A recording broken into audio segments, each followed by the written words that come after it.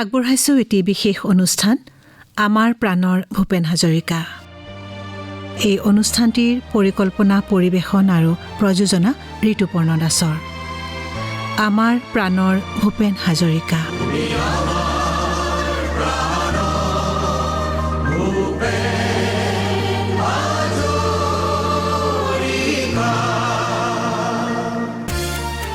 আমাৰ প্ৰাণৰ ভূপেন হাজৰিকাৰ আদৰৰ শ্ৰোতা, আপোনাক নমস্কাৰ। আজিৰ খণ্ডটিত আমি ভূপেন হাজৰিকাই অসম সাহিত্য সভাৰ ঠাই বিশেষে হোৱা অধিৱেশনত সেই ঠাইখনৰ ঐতিহ্যক লৈ, বুৰঞ্জীক লৈ লিখা কেইটামান গীত আপোনালোকক শুনাম।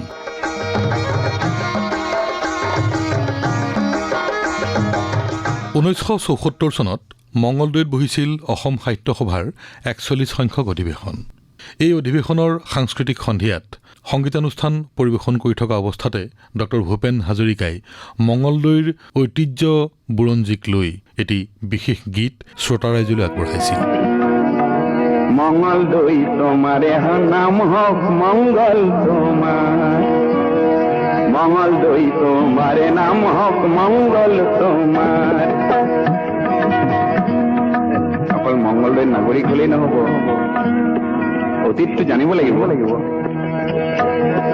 মঙ্গলদৈ তোমারে নাম হক মঙ্গল তোমার, অতীত ঘাটি চাইলে পাবা ঐতিহ্য অপার। মঙ্গলদৈ তোমারে নাম হক মঙ্গল তোমার।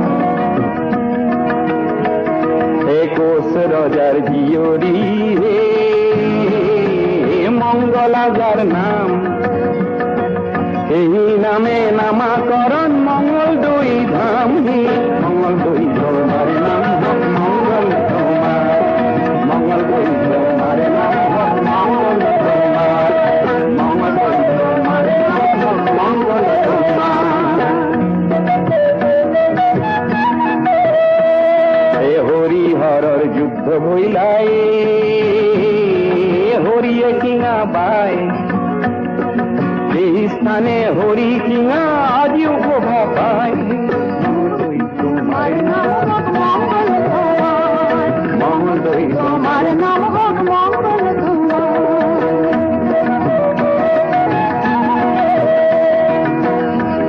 এ দৌরাঙ্গ দরং জিলাই হইলা, এ দৌরাঙ্গ দরং হইলা হে রঙ্গ করা। আর্য আসিল এই স্থানত বৈদিক যুগৰ পৰা। মঙ্গলদৈ তোমারে নাম হক মঙ্গল তোমার, মঙ্গলদৈ তোমারে নাম হক মঙ্গল তোমার। আহে রাজার নগর বুলি হে যিখান স্থান খ্যাত, এই রাজা অতি বেহুলার পিতৃ বুলি খ্যাত। হে মঙ্গলদৈ তোমারে নাম হক মঙ্গল তোমার,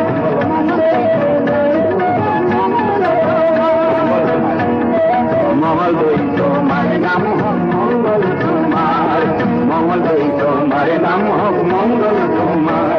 হে আরি মাত্র নৃপতিয়ে হে রাজত্ব করিলা, বুড়ি নগর পুষ্করিণী প্রমাণ রূপে রইলা। হে মঙ্গলদৈ তোমারে নাম হক মঙ্গল তোমার, মঙ্গলদৈ তোমারে নাম হক মঙ্গল তোমার। হে শিলা রায়র পুত্র পরীক্ষিত, হে শিলা রায়র পুত্র পরীক্ষিত নারায়ণ, হে কোচ বিহার এরি দরঙে পাতিলা শাসন। হে মঙ্গলদৈ তোমারে নাম হক মঙ্গল তোমার, মঙ্গলদৈ তোমারে নাম হক মঙ্গল তোমার। হে পরীক্ষিতর পুত্র বলি নারায়ণে পায়, মঙ্গলদৈ মঙ্গলদৈ বুরঞ্জিত রসে সুবর্ণ অধ্যায়। হে মঙ্গলদৈ তোমারে নাম হক মঙ্গল তোমার, মঙ্গলদৈ তোমারে নাম হক মঙ্গল তোমার। বিশ্ব বিমোহিনীর উপরে কি দেবী দর্শন লয়, এই কেন্দু কলার জন্ম কলাই গাঁৱত হয়। মঙ্গলদৈ তোমারে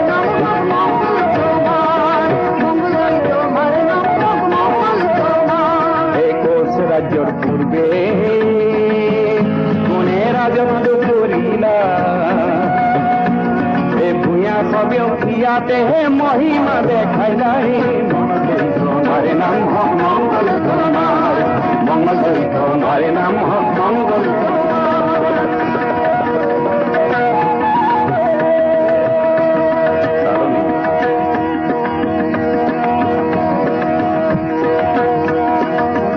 साहब नाम धारिए एक इंग्राज कप्ताने वेल साहब नाम धारिए एक इंग्राज कप्ताने राजा कृष्ण नारायण धरिला गोपने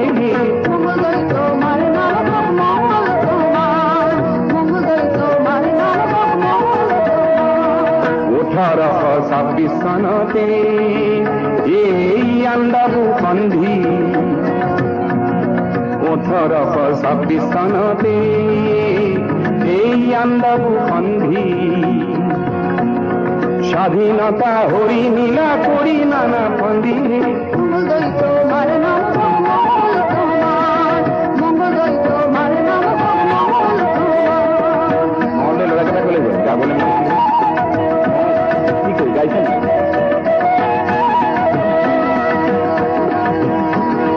শঙ্করী যুগর পূর্বে এ বিপ্রহরী হর শঙ্করী যুগর পূর্বে এ বিপ্রহরী হর লবকুশ কাব্যরসী ভৈলা আমার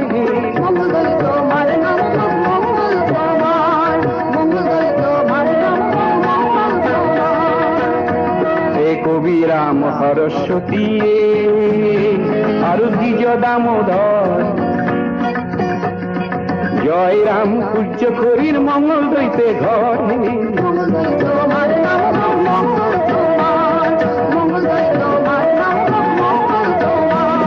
সর্বানন্দ ব্যাস তলায় গীতত মেঘ জমে নারায়ণ দেব কুক নামনিক জগতে প্রণামে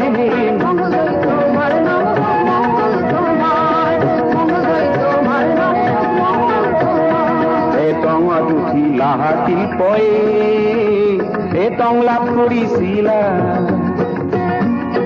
টং দুখি লাহাটিল পয়ে এ টং লাভ করিছিলা আজি কতই চর্চা করে কুকুমার পলাই নাম হোক মঙ্গল তোমার হে মঙ্গল দয়া রাইজে জানে হে বিপ্লব করিবা মঙ্গল দয়া রাইজে জানে হে বিপ্লব করিবা হে ইংরাজর অত্যাচার খুঁজিলাতে দিবাহে তোমার নাম হোক মঙ্গল তোমার মঙ্গল তোমার নাম হোক মঙ্গল তোমার 1894 কৃষক বিদ্রোহ হইলা 1894 কৃষক বিদ্রোহ হইলা এই পথরু ঘাটর মাটি কতই প্রাণ দিলা হে তোমার নাম হোক মঙ্গল তোমার মঙ্গল তোমার নাম হোক মঙ্গল তোমার ভক্ত বৈষ্ণব হবে মিলিয়ে মঙ্গল দই সজায় ভক্ত বৈষ্ণব হবে মিলিয়ে মঙ্গল দই সজায় হিন্দু মুসলমানে মিলি উপনামি গায় তোমার নাম হোক মঙ্গল তোমার মঙ্গল দই তোমার নাম হোক মঙ্গল তোমার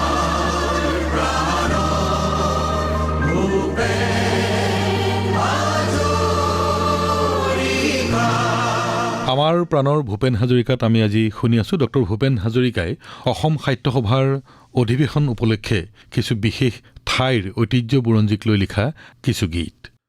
মঙলদৈ অধিৱেশনৰ ঠিক দুবছৰ পাছতে অৰ্থাৎ 1976 চনৰ ফেব্ৰুৱাৰী মাহত টিহুৰ লখিমী পথাৰত অনুষ্ঠিত হৈছিল অসম সাহিত্য সভাৰ 43 সংখ্যক অধিৱেশন।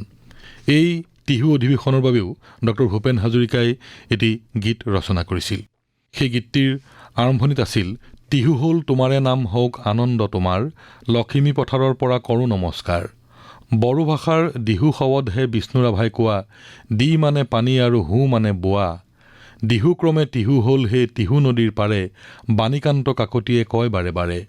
ভূটানগিৰিৰ পাদদেশতহে আছিল এখন বিল, তাৰে পৰা ভালুকডঙা বৈ আহিছিল। শিংৰা নদী নাম ধৰিয়ে কিছু দূৰ বোলে, এহি অঞ্চল ভ্ৰমি ভ্ৰমি ন খান্দাত মিলিলে। টিহু নদী সৰু নদীহে সৰু হলে কিনো হ'ল, জলধাৰাৰ পাৰে মহান কৃষ্টি পৰি ৰ'ল। টিহু নদীৰ দুয়োপাৰেহে জীৱন দিয়া সাৰ, সোণালী ধান শস্য আৰু সৰিয়হ অপাৰ। উত্তৰতে শুভি আছে ভূটান পূব ক্ষেত্ৰ, দক্ষিণতে বৈ আছে বাবা ব্ৰহ্মপুত্ৰ। বৰমা আখৰা স্থান হে পূৰ্ব দিশে আছে, পশ্চিমে বজালীৰ কিছু অংশ বিৰাজিছে। টিহু নগৰ কেন্দ্ৰ কৰিয়েই মুঠ মৌজা সাতোখন, বাস কৰে জনজাতি নানা জাতিৰ মন। বাগচা শব্দই ভুটীয়া ভাষাৰ দুৱাৰমুখ বুজায়, উত্তৰে বাস্কা অঞ্চল সেয়ে নাম পায়। চতুৰ্দশ পঞ্চদশ শতিকাত হয় ভোট বড়োৰ ৰণ, প্ৰমাণৰূপে বৰবৰীৰ হয় নামকৰণ। মঠ মন্দিৰ সত্ৰ দেৱালয় আছে নানা বিশ্বাসৰ, শাক্ত বৈষ্ণৱ শৈৱ ভক্তৰ এহি স্থানে ঘৰ। এই গীতৰ শেষৰ ফালে আছে, আজি অসমীয়া সাহিত্যৰ দিগদৰ্শন কৰে শাৰদা বৰদলৈ আজি, হে আমাৰ পূজ্য নাট্যকাৰ, ৰামদাসে গুৰি ধৰে গল্প লিখোতাৰ। আজি মালিক বহে কবি বহে হে নৱ পদ্মভূষণ, নিৰ্মল প্ৰভাই হাঁহি আছে শোৱাই সভাখন। আকৌ মালিক বহে নৱ বহে আৰু বহে নিৰ্মল প্ৰভা, হিন্দু মুছলমান বহে বহে বড়ো ৰাভা। সুভাষ মুখোপাধ্যায় আজিহে আমাৰ মাজত আছে, বংগ অসমৰে সেতু কবিতাৰে ৰচে। অসমৰে যোগ্যপুত্ৰ এই শ্ৰী ফকৰুদ্দিনে, টিহু নগৰ নামিলেহি একছত্ৰ বিমানে। বৰপেটাৰ প্ৰতিনিধিয়ে শ্ৰী ফকৰুদ্দিন নাম, ৰাষ্ট্ৰপতি হৈও কৰে টিহুকে প্ৰণাম, ৰাষ্ট্ৰপতি হৈও কৰে টিহুকে প্ৰণাম। টিহু অধিৱেশনৰ বাবে ডক্টৰ ভূপেন হাজৰিকাই লিখা আৰু গোৱা এই গীতটিৰ বাণীবদ্ধ ৰূপ পোৱা নগ'ল। তথাপি এই গীতটিয়ে টিহু অঞ্চলৰ বিশাল ঐতিহ্যক আজিও সামৰি ৰাখিছে। 1982 চনত পাহাৰীয়া জিলা কাৰ্বি আংলঙৰ ডিফুত অনুষ্ঠিত হৈছিল অসম সাহিত্য সভাৰ 49 সংখ্যক অধিৱেশন। এই অধিৱেশনতো মংগলদৈ তোমাৰে নাম হওক মংগল তোমাৰ এই গীতটিৰ সুৰৰ আৰ্হিতেই, ঠিক নাগাৰা নামৰ সুৰৰ আৰ্হিত ভূপেন হাজৰিকাই আন এটি গীত ৰচনা কৰে। পৰৱৰ্তী সময়ত ভূপেন হাজৰিকাৰ কণ্ঠত একোখন বিশেষ ঠাইৰ ইতিহাস লৈ ৰচনা হোৱা এই ধৰণৰ গীতৰ পৰম্পৰা শ্ৰোতা সমাজৰ মাজত অতি জনপ্ৰিয় হৈ পৰে। পৰৱৰ্তী সময়ত ভূপেন হাজৰিকাই ৰংপুৰত বহা অধিৱেশনৰ বাবেও তেনে এটি গীত ৰচনা কৰে। এই মুহূৰ্তত শুনাবলৈ লৈছোঁ ডিফু অসম সাহিত্য সভাৰ অধিৱেশনৰ বাবে ভূপেন হাজৰিকাই গোৱা সেই গীত।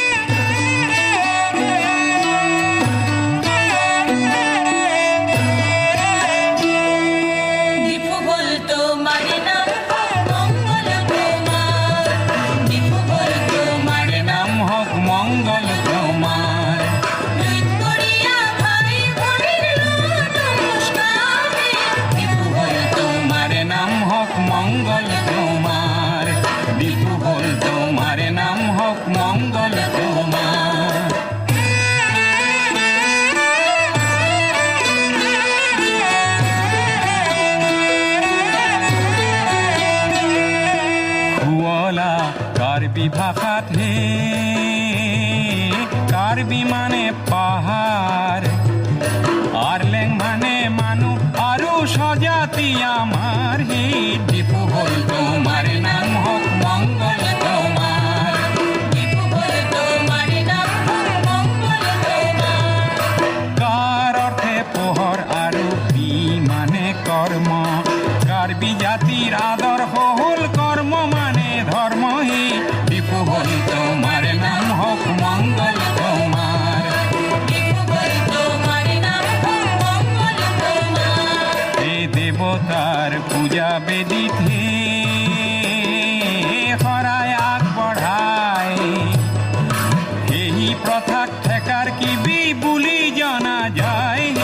ডিফু হ'ল তোমাৰ নাম হওক মংগল তোমাৰ, ডিফু হ'ল তোমাৰ নাম হওক মংগল তোমাৰ। এই কালক্ৰমত এই শব্দৰ্থে লুপ্ত হয়, কি শব্দ লুপ্ত হৈ কাৰ্বি মাথো ৰয়। ডিফু হ'ল তোমাৰ নাম হওক মংগল তোমাৰ, ডিফু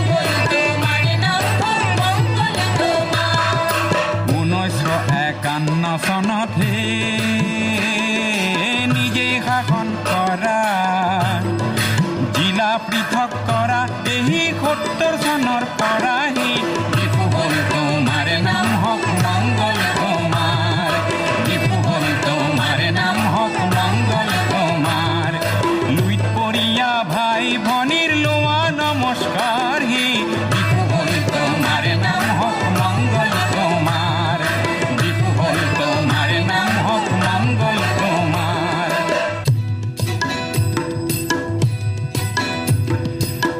৭৬ৰ অক্টোবৰৰ ১৪ দিন গইলা জিলাৰ নাম কাৰ্বি আংলং হইলা এনে দিনত চেমচন সিঙৰ হইলা আবিৰ্ভাৱ জাতিৰ খনিকৰ হৈ বিস্তাৰে প্ৰভাৱ সমাংকান উৎসৱত নাচ সমাংকান হয় ডেকা গাভৰুৱে নাচি ধৰিত্ৰী কপায় ৰং বং তেৰাং আৰু ৰং পিকত জনে আমাক বুকুত সাৱতি সপোন ৰহন খানে ভাইটি চেম সিঙৰ হে হাই মুকাহিনী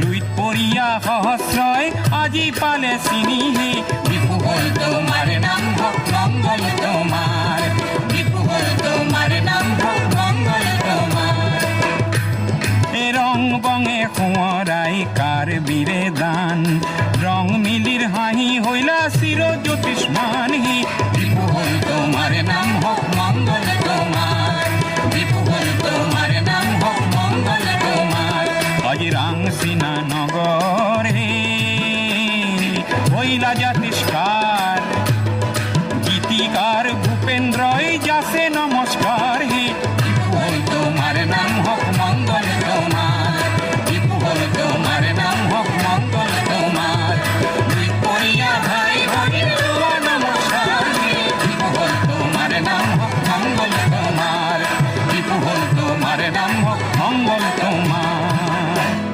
1993 অসম সাহিত্য সভাৰ অধিৱেশন বহে শিৱসাগৰত তাৰ আগদিনা শিৱসাগৰত অংকিত হোৱা সাহিত্য সভাৰ বুৰঞ্জী লিখি পেলাইছিলোঁ নেগেৰা নামৰ আৰ্হিত ৰংপুৰ তোমাৰে নাম হওক মংগল তোমাৰ ৰংপুৰ তোমাৰে নাম হওক মংগল তোমাৰ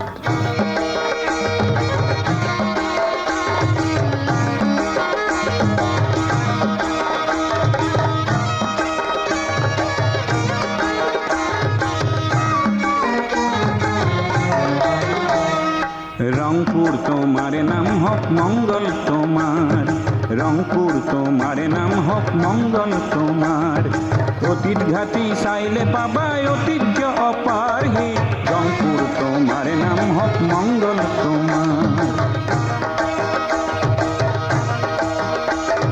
চাউলুং চুকা পাই রাখি কইলা খ্যাতি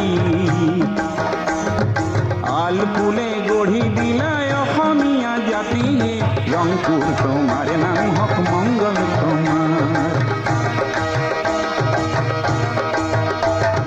1617 কৰি 14 ফাগুনত লাই কোঁৱৰ ৰুদ্ৰসিংহ বহে ৰাজপাটত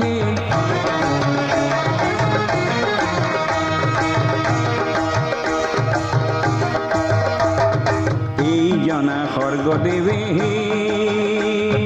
1620 ৰংপুৰ প্ৰতিষ্ঠা কৰে নতুন নগৰত ৰংপুৰ তোমাৰ নাম হক মংগল তোমাৰ উত্তৰে দিখৌ নদী নামদাং দক্ষিণত বাঁহগড় পূবে বাকী দিখৌ পশ্চিমত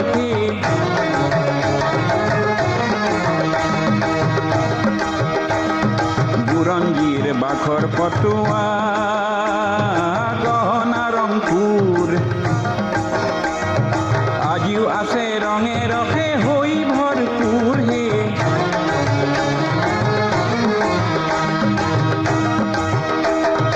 বুৰঞ্জীৰ বাখৰ পটুৱা গহনা ৰংপুৰ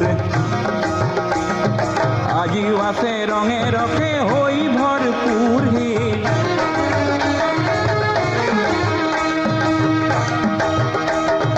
অসম সাহিত্য সভাৰ হে জন্ম এই স্থানত পদ্মনাথ সভাপতি 1917 হে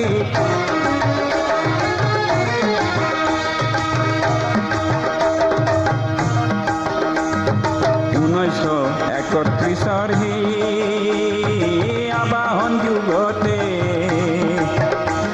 এই স্থানে অধিৱেশন দ্বিতীয়বাৰ পাতে ৰংপুৰ তোমাৰ নাম হক মংগল তোমাৰ ৰংপুৰ তোমাৰ নাম হক মংগল তোমাৰ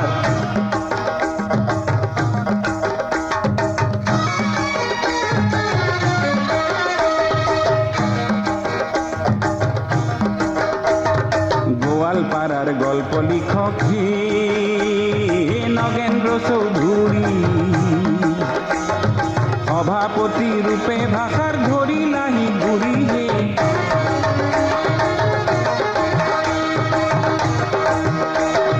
1944 চনতে আহি বাগ্মী বৰ সোণালী অধ্যায় ৰচে ভাষা সাহিত্যৰ হে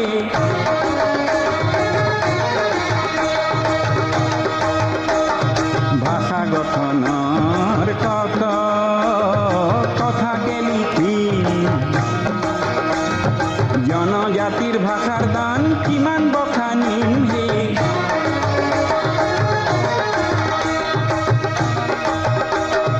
বড়োতিৱা হাজং ৰাভা হে দেউৰী মণিপুৰী তাই ভাষাই অসমীয়াক ৰাখে দৃঢ় কৰি হে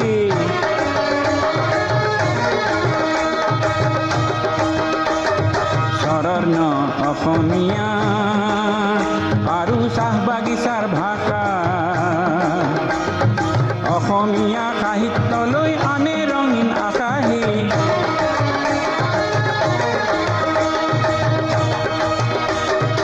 অৰুণাচলী অসমীয়া চিৰযুগমীয়া ৰাজনীতিয়ে নেমাৰে যেন বন্ধুত্বৰ অমিয়া হে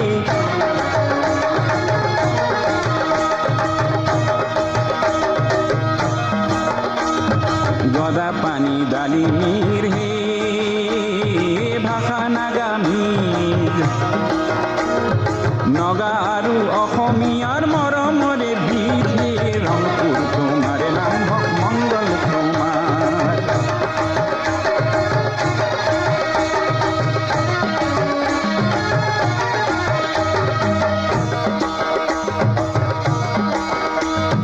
লুম্বেৰ দায়ে লিখি গইলা পৃথিৱীৰে হাঁহি ৰংবং তেৰাঙে বজায় একতাৰে বাঁহী বৰাকৰ ৰাজমোহন হেমাংগ বিশ্বাসে ইতিবাচক সেতু বান্ধে বন্ধুত্বৰ আশ্বাসে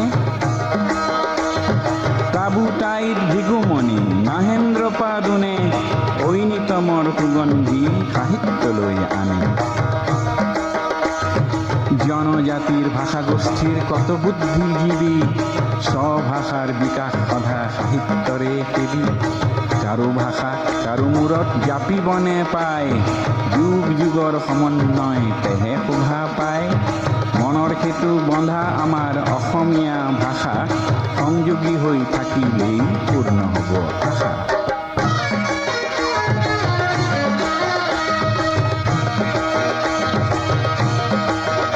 আজি সংঘাতৰে বহু পানী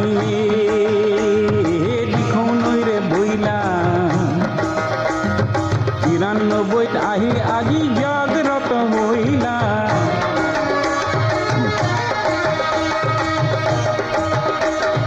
ৰংপুৰ নগৰ হইলা ৰংপুৰ ক্ষেত্ৰ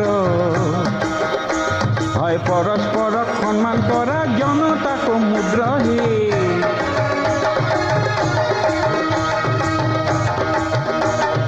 নানা জাতি জনজাতিৰ হে সমবিকাশ এই মন্ত্ৰে উজ্জ্বল আজি সাহিত্য আকাশ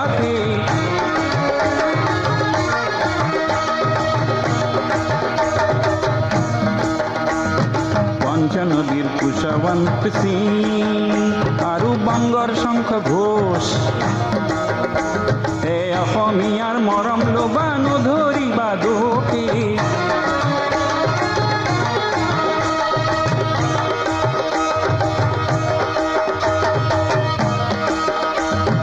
ভাষা সমন্বয় মঞ্চ হওক সঞ্জীৱিত, সৰ্বজাতি জনজাতি হওক মিলিত, গুণগত নতুন সম্বন্ধৰে কাহিনী, নবীন সাহিত্যিকে গঢ়ক সমন্বয় বাহিনী। গোবিন্দ পৈৰাৰ দান ভাষালৈ অপাৰ, এই পৰম্পৰা হওক ইয়া বাৰম্বাৰ।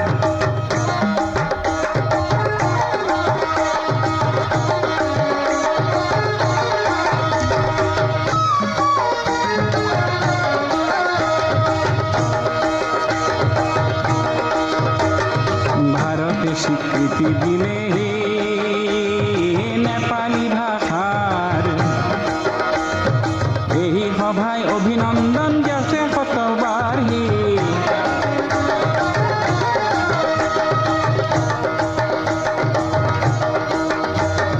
দিশমুখৰ সৰাগুৰিৰ গধূলি প্ৰভাতে, হজৰত শ্বাহ মিৰাণ চাহি আছে তাতে।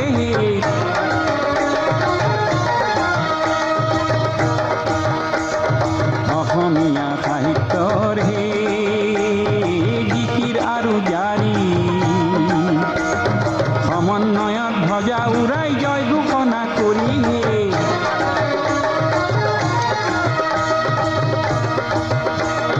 সমন্বয় সমন্বয় মাথো সমন্বয়,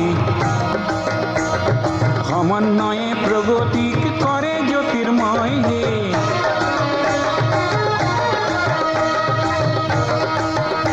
আজি পৃথিৱীয়ে ডিঙি মেলি ৰংপুৰলৈ চাই, ৰংপুৰলৈ চাই, গায়ক ভূপেন্দ্ৰয়ো আহি প্ৰণতি জনাই। রংপুর তোমার নাম হোক মঙ্গল তোমার, অতীত ঘাটি চাইলে পাবা ঐতিহ্য অপার। রংপুর তোমার নাম হোক। আদৰৰ শ্ৰোতা, আমাৰ প্ৰাণৰ ভূপেন হাজৰিকাৰ আজিৰ খণ্ডটিৰ পৰাও বিদায় ল'বৰ সময় হ'ল। আমাৰ প্ৰাণৰ ভূপেন হাজৰিকাৰ শীৰ্ষগীতটিৰ কথা আৰু সুৰ ৰসানন্দ গগৈৰ, সংগীত উৎপল বৰাৰ। অহা খণ্ডত পুনৰ লগ পাম। নমস্কাৰ।